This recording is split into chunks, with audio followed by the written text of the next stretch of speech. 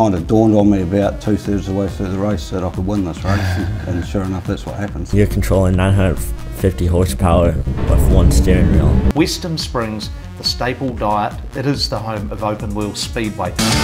Hi folks, welcome to Edge Parts and Performance Methanol Madness, and a little disappointing last week, no racing at Ruapuna. How bad was that, AJ? Oh, it was crooked than an old pie, wasn't it? But you know, couldn't even get out and do the garden or the lawns, but rolling up the sleeves, really looking forward to this weekend's racing. Tonight's show going to be a ripper too. We've got the bounty hunter Glen Durie. Going to be great catching up with Glen. Yeah, that's Glen Durie, the accessman midget car driver. Louise, it was disappointing, but we've got Carnival Fireworks Night happening this week. It's definitely been a long week waiting to go back to Speedway, so we were pretty lucky to have some international stuff going on to keep us entertained. Yeah, lots of updates to come on the show a little bit later on. Certainly Michael Pickens, Hayden Williams and a couple of other drivers getting out and about. Well, to get the show started, of course, it's Crash of the Week, brought to us by KH Fabrication. And of course, if you break it, he'll fix it. And AJ, do you remember this one from opening night a couple of seasons ago? Oh yeah, I sure do. This certainly got the people talking. You've got Ray Bourne just went out there, got a little sideways on, and Matt Honeywell, he got tied up in that. But then there's more drama on the inside. We had, what was that, Sam O'Callaghan getting over. Alan Chapman, he was in the thick of it too. And yeah, there was more than one or two reputations that got dented in this one. Yeah, exactly. And Oscar Harcourt, you can just catch up with him on the right-hand side of your screen coming into the Red Value Cars Warehouse Sprinter. His first night of sprint car racing, and he walked into this on feature night. But it certainly made the rounds of social media. And of course, I think that's Jamie McDonald, who's travelling down to Ruapuna. Okay, with no racing at Ruapuna, we thought we might take a look around the traps. And with the support of ProBent, we have a look at some of the meetings. And Bay Speed had the 6-shooters up there, AJ. Yeah, Shooter Hawkins rode into town up there. The 6-shooters are very, very strong class up there. And like Luke McClymont, we saw him race down here at Ruapuna a couple of years in a row. And he's a class act, and he's pretty much the main man up there in that class. Yeah, he is, and as you say, we have seen Luke down here. He's an incredibly fast driver, and those 6-shooters, when they have their rumble here this year, will find it hard to beat him. He's coming back again. It was Kirk Hawkins, as you said, up there, and his placings were 4th, 9th and 15th in the feature. Bit of a social trip for Kirk. He really likes his car racing up that way. And he loves his travel too, so you know he would have loved every minute of it. Well, the next meeting we'll look at is the Miani meeting, and it was Jeremy Webb, our New Zealand champion, who went to the track. And a mixed bag of results for Jeremy. 7th in his first race. He took out the second race, which qualified him as the first place getter in the feature, and a DNF. So we've got some footage here. We can just see that Jeremy Webb is lapping some slower cars here. He gets beaten on the inside here of one of the slower cars, and all of a sudden he tries to make the pass, and whoomfa, the car gets jacked up in the air, and it looks like either a chain broke or some sort of suspension componentry, putting Jeremy to the infield. So slightly disappointing night, but the overall results up in Miani was Aaron Humble took out the feature, Caden Barker second, and the veteran Dwayne Todd. We've had Dwayne Todd down at Ruapuna a few times. He is third in that feature race, AJ. Yeah, we have, and look, Miani is a very, very tough place to race, and it's an extremely tough place to win. Jeremy's gone up there, had a bit of a sniff around. He raced up there last year as well. Nationals at Miani, it's a real open book, that one. Yeah, how incredible is it that Jeremy Webb is going for his 6th New Zealand title, and that will be some sort of a feat that would go down in history. Well, look, folks, time for a quick break, but after the break, we've got Kiwi drivers abroad. Carnival rides are booked and the fireworks are ready for Ruapuna Speedway's Carnival Fireworks Night, brought to you by Concut. This is a fantastic night for the family with plenty of racing action and entertainment around the track. You can expect lolly scrambles, circus performers, carnival rides and a stunning fireworks show later in the evening. The Racecourse Hotel and Motor Lodge Ruapuna Speedway Carnival Fireworks Night. Don't miss out on this one. The gates open at 4:30 and the dirt starts flying at 6. Triple X chassis are now in stock at Edge Parts and Performance. These outstanding sprint car chassis are winners with the World of Outlaws, proven in Pennsylvania, and raced on the bull rings of New Zealand. Edge Parts and Performance, proud stockists of racer-inspired, race-proven Triple X chassis and race components. Good to have Edge Parts and Performance as the major sponsor of the show, and Boothie tells me all the containers are arrived, folks, so if you're looking for parts for your midget, TQ or sprint cars, they're all sitting at Edge Parts and Performance. Well, look, time to move on to Kiwi drivers abroad, and Louise, what's been happening over in the States? There's been a lot of racing going on at the moment with the USAC National Midget California Swing. So we've had Michael Pickens and Travis Buckley, both Kiwis, competing over there. Pickens matching his podium from last week again with a second on Thursday night. His Friday, Saturday results not so great at the Hangtown 100, but he still came away 11th on overall points, which is a really good result. Yeah, hard to believe our very best midget car driver ever is only getting sort of mid-pack in some of these races over in America, and it does really show how good Buddy Kofoid is. It was an impressive race by him. He led 96 out of the 100 laps in the Hangtown 100. He was absolutely exhausted afterwards, and even mentioned it in the interview. The official results over there were Buddy Kofoid took it out from Cannon McIntosh, and Spencer Baston, AJ, who we seen here at Ruapuna a few years ago, driving pretty well in the midget. Yeah, good to see Spencer back in the midgets. He's been pretty much concentrating with the World of Outlaws sprint cars, and he's a great midget peddler, that guy.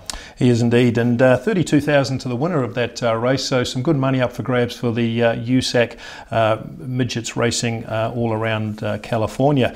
As Louise said, Travis Buckley got mid-pack in the C main there, so just enjoying more experience over there. I see, AJ, I don't know if you know about this, but Travis Buckley was up for Rookie of the Year, so he was very close to winning that. Not sure how that's played out in the last couple of weeks. Yeah, that'd be for the West Coast part of the USAC Championships, but you know, it's all about consistency, getting to the races, getting some just good places, good solid performances, so that's very encouraging. Yeah, and another driver that went abroad last season was Hayden Williams. He's travelled all the way over to Australia, and he was racing at Eastern Creek, so some pretty good racing there. And we remember Caden Brown here at Ruapuna, who almost took out the midget car title. He was very unlucky that year, and we'll talk about that in a minute. But it was him and Hayden Williams going hammer and tongs, and Caden Brown won that race with Hayden Williams second, and local Matt Jackson taking third place. So good to see Hayden Williams' his experience from travelling America last year starting to pay off. Yeah, very experienced driver too, isn't he? And you know, he's one of those guys that deserves a drive, and when things just didn't quite work out, he was picked up pretty quickly. Yeah, so very interesting what's happening in the international scene. Of course, we've got our own American driver coming to Christchurch. That, of course, is Joel Myers Jr. to take on the New Zealand Sprint Car Championship this year. And he actually arrives here just in a few days, and he'll be at the track on the 3rd of December. Now, we're not quite sure how it's all going to play out, but we think that Joel will actually get a few laps around the track, even though the sprint cars are officially at the in Cromwell for the South Island Sprint Car Championship. But that's going to be one to look out for. AJ, really keen to see this 16-year-old kid. Oh yeah, it'll be really good. You know, like there's a small number of local guys at this stage who have said they're not going to Cromwell. So, you know, let's throw them all in and give it a go, and let Joel really just find his feet here in New Zealand. Yeah, well, I'm really excited to see Joel Myers Jr. This is a real coup for Ruapuna Speedway. He's actually going to be a member of our club, and certainly he's going to have a number of meetings just so he can qualify for the New Zealand Sprint Car title. Well, look, Pit Stop USA is one of Joel's major sponsors, and recently they put a story together about the young Californian flyer.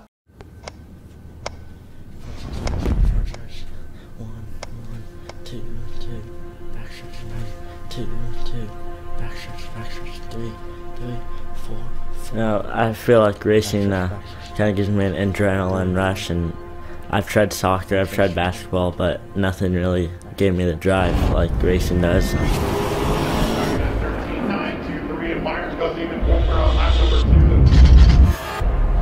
Racing makes me want to push myself harder every weekend to see how I can do better and what I can improve on as a driver and a person.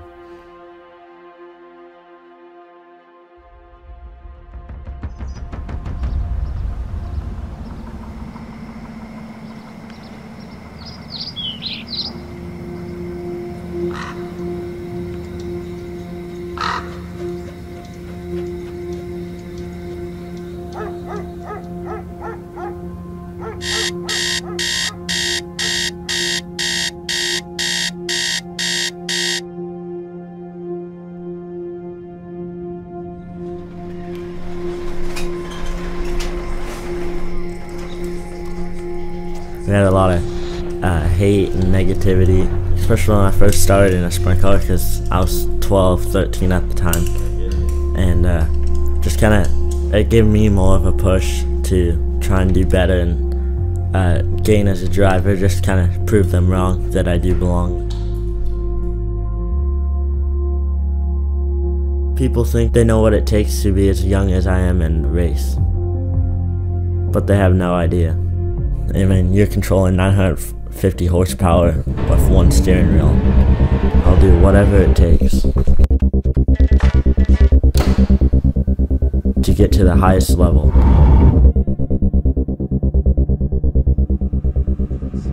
Junior's always been race, race, race.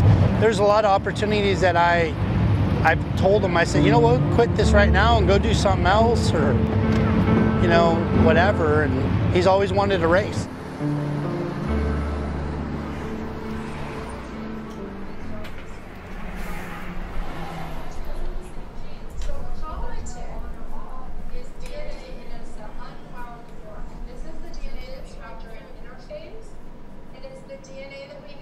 There's always things you can be doing out in the shop instead of school work. Rather be trying to focus on how to become better for that next weekend than school, but there's also, you gotta get school and do that so you can go racing. Or with the online school, just kind of put it on a computer and do it as you're going down the road to your racetrack on a Friday night. Hold this, break it loose, and hold it loose right? So you can twist it. Twist this until it goes like that, right? Leave that in there. Hold down. We've struggled a little bit this year and done some good finishes, but I feel like that's just all a part of it, and hopefully we're making a name for ourselves and eventually get to the Outlaws.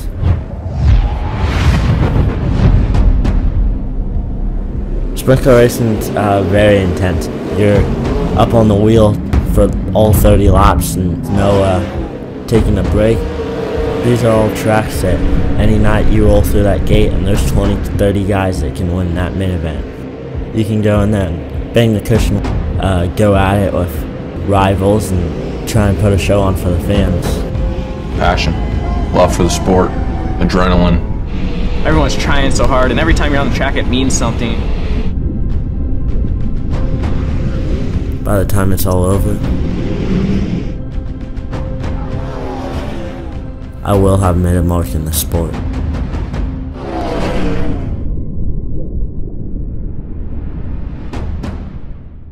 Well, how good is that? Pit Stop USA really know how to do a profile on a driver. And Louise, Joel Myers Jr., you must be pretty excited about seeing this young talent coming down. Oh, for sure. It's definitely benefits of the border being open now. We're seeing a massive flock of internationals coming into New Zealand, and it's cool to kind of see some of them filter down into the South Island. I think you're right. We've had a number of international drivers coming through to Western Springs and Ruapuna, of course, the likes of Allard Delansky, Sammy Swindell a few years ago, and now we've got Joel Myers Jr. AJ, we've asked you a few times, what do you make of this kid, and what are your thoughts? Oh, you know, it's a very, very exciting proposition, and you know, how indebted are we to Daniel Anderson, firstly for bringing him over here, but to me it's sort of like buying a book where you know that there's going to be a sequel. You know, we know a little bit about Joel Myers Jr. I've seen him race. This kid is good. He's fast, and he just stands on the gas. He's very, very exciting. But it's a bit like the Buddy Kofoid thing, because right now, you know, we saw Buddy here when he was young, and now we're all following him as he takes his steps through the auto racing over there with midgets and the truck racing and so on. Joel Myers Jr., this is just the first chapter in what I think is going to be a great career. Yeah, I think you're right, and what I'm noticing now, and Louise, I might get you to comment on this, is that the world of sprint car racing or open wheel racing is a lot closer now. The social media has really brought all the profiles to us, and we sort of feel like we know most of these drivers now. Who are some of the guys that you actually follow on the social media? I mean, there's so many that you could honestly lose count. Everyone on the Outlaw Tour, the midgets, both like USAC and Power Eye midgets, everyone, it's cool to kind of see everyone coming through the ranks. And I think that, as AJ said, Joel Myers Jr. will be one of those drivers that we continue to follow. Yeah, and just another wee announcement, which not too many people know. Tanner Holmes, he's got a big YouTube channel over in America, and he's actually going to be racing at the Chili Bowl. But more importantly, with Room, he's looking to get down to New Zealand next year. So Tanner Holmes, AJ, you ever come across him? Yeah, and he's a guy who's been building a profile, and you know, the days of the complete racer package just being the guy that gets in and does the job behind the wheel, it's kind of over, because I've got to keep opening the doors, and the way through the doors is through social media, getting the coverage, getting the exposure, and that's what people notice. And so yeah, he's a very exciting proposition. Yeah, I agree. I think it's worth actually considering getting a couple of these American guys down. They have big followings, 60, 70,000 people tuning into their video content each week. It appears to be the new way of being a open wheel racer who can attract sponsorship. Well, look folks, it's time to look towards our meeting for the week, and of course we did get cancelled for Carnival Fireworks Night. Now if you haven't been to this event before, what you can expect is a massive festival atmosphere with pretty good car racing, and we've got circus performers and fireworks, and we also have this new feature, AJ, it's called Last Man Standing. Do you want to tell us a little bit about that? Yeah, the Last Man Standing, it's pretty much a knockout event, isn't it? So the drivers are going to be put in the top 8 drivers, I think it is, and so, you know, after a couple of laps, you know, the guys that are at the back, they're going to fall off the mark, and then it does get down to a shootout. It will be the ultimate dash for cash. Well, I tell you what, the Last Man Standing is this unique format that we're racing at Ruapuna for the very first time. I'm pretty sure it's going to work out well for the midget car drivers. 8 midget car drivers will start, and of course $1,000 for the person that is the last man standing. Joining us in the studio tonight is Glen Durie, the accessman midget car driver. Glen, I reckon that's a great format for you, mate. Yeah, no, I'm really looking forward to it. Now, you're no stranger to Fast and Furious racing, dropping slide jobs on everybody. Yeah. Tell us about how you might approach this race. Just be elbows up and just go for it, yeah, and just try and stay on that bubble each lap if you're in that position. Yeah, well, how it works, folks, is the midget car drivers will be ranked, and I think, Glenn, not sure exactly where you're going to start, probably towards the back, I would say, and certainly I think it's going to be exciting for the crowd. But, well, we got you here, Glenn. We just thought we might have a quick chat to you about your racing career. Staggering amount of years that you've been racing. Tell us how many years you've been racing and what did you get into first? So this is my 32nd season. I've held a season every year, a licence every year for that time. I started in TQs. My first car was a wee home-built car which was originally built by Ross Ferry and Dick Webb. Yeah. I paid $3,000 for it. So how did you get into the sport? Were you a spectator or did someone introduce you? Yeah, so I started out as a spectator. My dad used to take me and my brother when we were young, and then as we grow older we realised our next door neighbour, the old guy that lived next door to us, was Jim Nesbitt. He was Tony Nesbitt's brother, the old president of Ruapuna, and he was the timekeeper out at the Speedway. So, because I was always pulling on my dad's jersey, asking him to go to the Speedway tonight, and sometimes the answer was no, and I was quite disappointed. But yeah, Jim got me a job in the control tower when I was about 10 or 11, doing the public lights. The overhanging lights. When they had the old lights, yeah. So it was my job, so I got to go out there every night, so it was pretty cool. Well, I would say Speedway's been in the blood for a long, long time, and there's a funny story here. You met your wife, who was a TQ racer as well. Yes, I did. We kind of hooked up in Nelson one year, 27 years ago or something like that. And yeah, sort of went from there. Yeah. So that's Alison, who was a TQ driver. I don't think she drives anymore, but no. I'm sure the family meals are pretty interesting to talk about after a successful or a not so successful weekend.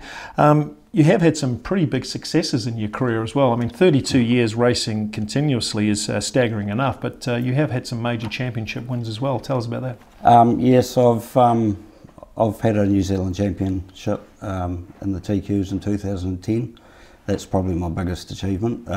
It was pretty cool. Happened to be at Ruapuna as well. At Ruapuna, yeah.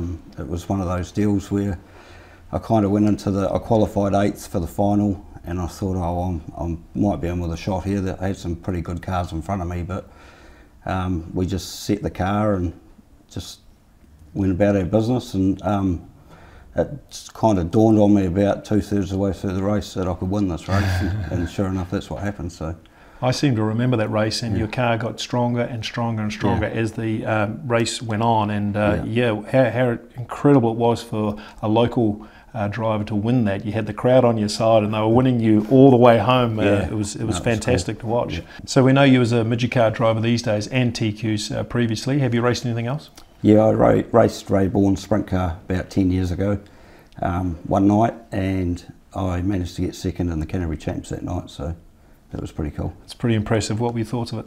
Oh, I loved it. It was just so much horsepower, just unbelievable. Yeah, it's certainly impressive, certainly for fans. If you get down to the track to watch a sprint car going around, you wouldn't believe how quick they are travelling. You're also known as the king of slide jobs for the midgets. For our fans that don't know what that is, it's when you put your car on the inside of another car and go right across the face of it in the corner. Tell me how that reputation's come about, and you clearly enjoy it. Yeah, I do enjoy it. It's quite exciting from a driver's perspective. It can slow you down during the race when you're carrying on doing that, because the guy that's ahead of you kind of gets away when you're kind of doing that sort of stuff. But it's good fun, and it's good entertainment for the crowd. So. Well, I think the last couple of years the midgets have been the most exciting class at Ruapuna Speedway, bar none, certainly with multiple drivers doing the slide jobs. And I remember a couple of nights there where you were just going hammer and tongs with a couple of drivers, Davey Kerr and Jeremy Webb, and even Jack Lowe now. I mean, it's pretty thrilling to watch that sort of thing happen. So 32 years in the game is pretty impressive by anyone's standard, Glenn, and I know you're a motor reconditioner, so you can do a lot of work on your cars, but who's been supporting you over the years? So my main sponsor, biggest sponsor I've ever had would be Ross from Accessman. I've had a couple of small guys over the years, but I've never really looked for sponsor. I kind of did it all out of my own pocket. But yeah, Ross has just been amazing. Like he owns the car, he owns all the equipment, and he really puts a lot into it. So how did that relationship come about? So Ross, he actually started out as a customer. I was doing work for him and his company, and then a friendship kind of developed from that. And then just when he purchased the original midget he had, and he purchased an engine for it, he gave me the job of rebuilding the engine, so we did that. And then he asked me if I wanted to run the car, and it kind of started from there. So.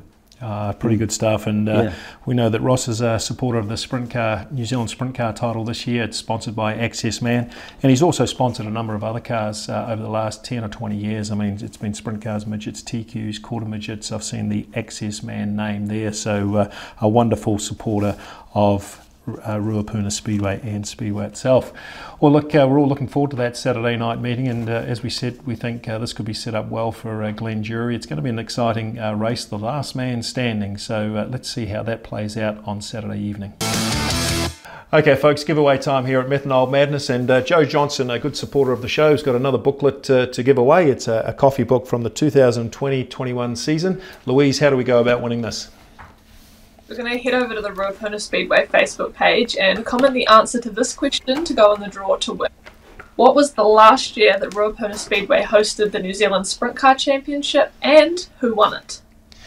Okay folks, so get yourself over to the Facebook page, as Louise said, and answer the questions. You'll go into the draw to win this amazing, fantastic book, and some good images there. Just looking on the left-hand side there, it was Zeb Wise, Tyler Courtney, Caden Brown. They were midget drivers here in 2020-21. They were racing at Ruapuna and Ellesmere, so some good memories in there.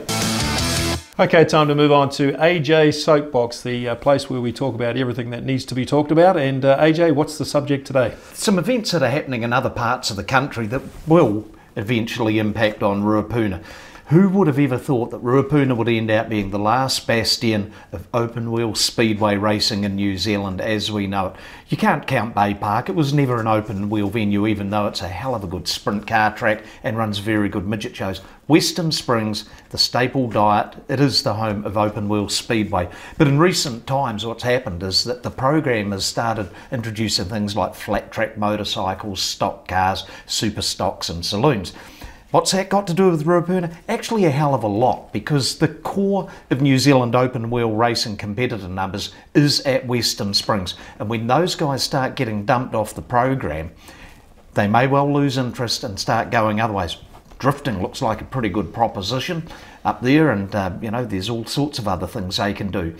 Ruapuna is an open wheel track, and look, we had a very failed attempt at running youth mini stocks a number of years ago where the big selling point was we're going to get 30 of them and they're all going to become TQ races. Not one of them converted. I think Ruapuna just need to realise we are an open wheel venue. Let's stick with our knitting because we do it very well. I think you're right, AJ. 95 years of history tied up with Western Springs, and why are we tinkering with it right now? There's plenty of disappointed fans, and certainly some of those race classes that are being stood down now have got murmurings of discontent. So we'll see how that all plays out. Well, for more thought-provoking thoughts on Methanol Madness, tune in next week for AJ's Soapbox. It's become a little popular, even though it's a little controversial, but we do like to express some of the thoughts that most of our open wheel fans are thinking. Time for final thoughts, and Louise, 28 TQs entered on Saturday. I'm sure your brother Ethan's going to enjoy that. Yeah, it's going to be a massive field, so it'll be a great night of racing, and yes, he is definitely looking forward to it. Only his 4th meeting of the year so far, so he's definitely quickly getting adjusted. Yeah, and of course he won that heat race just recently, so he's very buoyed up and probably got a lot of confidence. 28 TQs at Ruapuna on Saturday, mate. That's incredible, boy. There's going to be some carnage and some flips wheels and photo finishes. Yeah, what a weekend of racing it's going to be, and we didn't speak about the Dalton Sprint Car Summer Slam. That in itself is a feature event on any normal race day. So Carnival Fireworks Night this weekend at Ruapuna Speedway. Plenty to look out for, and until next time, keep your foot up it.